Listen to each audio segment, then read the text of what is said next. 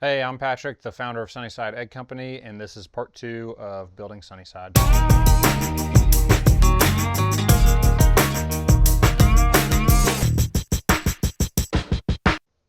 So after we made the decision that we wanted to start raising chickens outdoors in mobile regenerative coops, we started with just 50 chickens in our backyard, and we quickly realized that was not going to be nearly enough.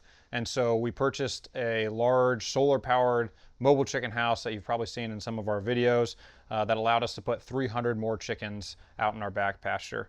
We still, at this time, planned on selling eggs ourselves. We didn't really have any plans for bringing on any other farmers, and we actually started by shipping them in the mail. So if you're one of our early customers or one of our early followers, you're probably around for the days when we were packing them by hand, shipping them in the mail directly to your doorstep.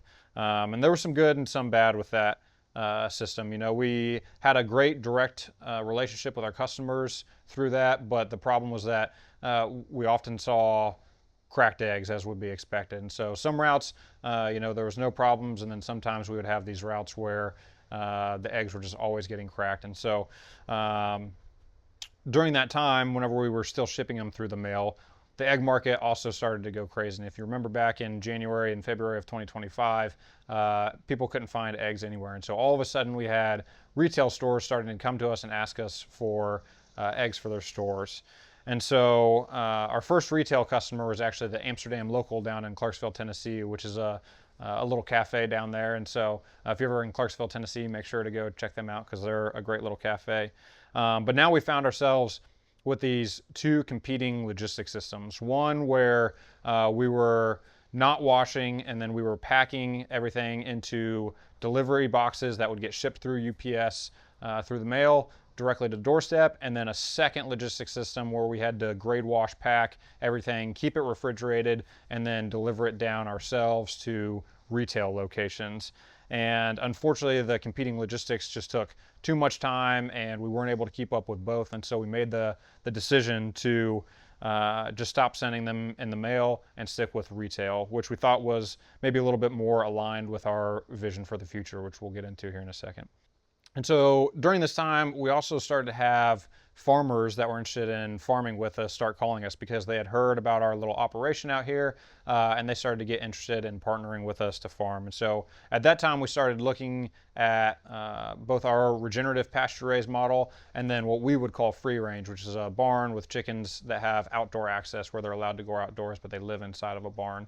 And so we brought on some free range barns just to kind of fill the demand for egg, because again, during this time, the egg market was insane. Everybody needed eggs, and so we brought on some farms to fill that demand at the time. And so while that's still okay and we don't necessarily have a problem with that model, it's not necessarily in line with what we saw for the future and the vision that we saw for the future, where we could make regeneratively raised eggs available, widely to a lot of people.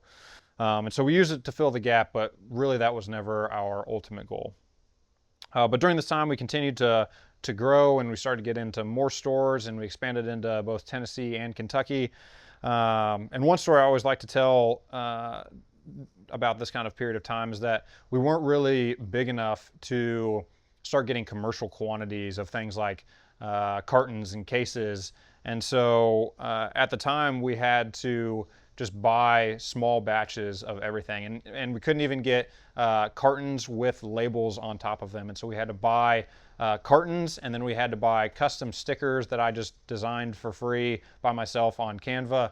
And then we had to peel and stick every single sticker and label onto every single carton. And so we did that for the first 6 months, up to the point where we were doing probably about 1,000 cartons a week. And so if you were with us in the early days and you had one of those cartons, that was a carton that Tori and I, every single night for 6 months, were peeling and sticking the labels on those cartons to get them to market. And so finally we started to get enough quantity that we could order larger pallets worth of cases, cartons, everything, and they could come prepackaged, pre-designed, which made it a lot easier for us.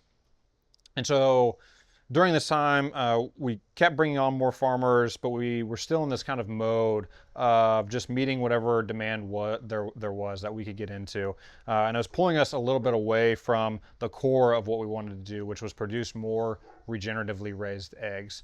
And so this past summer, I had the great opportunity of going to a meeting with Joel Salatin, where there was a farmer here locally who had invited Joel out for a farm consultation, and then another family put together a meeting with just a handful of small farmers in the area, and I was fortunate enough to get invited to that, where we got to go and just sit down with Joel pretty much all day and just kind of Q&A, ask him a bunch of questions.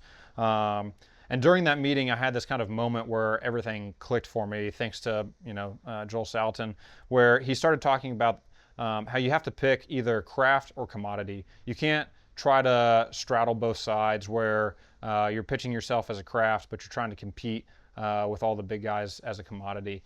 And so you either need to be one of the Joel Salatins of the world, where you're okay selling your eggs for $12 or $13 a dozen, or you need to start trying to compete on prices and logistics and supply chain and start beating the big guys on all of their numbers. So that was when it really clicked for me that we don't want to be just another egg company. We want to be the first company to offer regeneratively raised eggs on grocery store shelves nationwide. And that meeting was just the start of our upcoming transition that I'll talk about in part 3.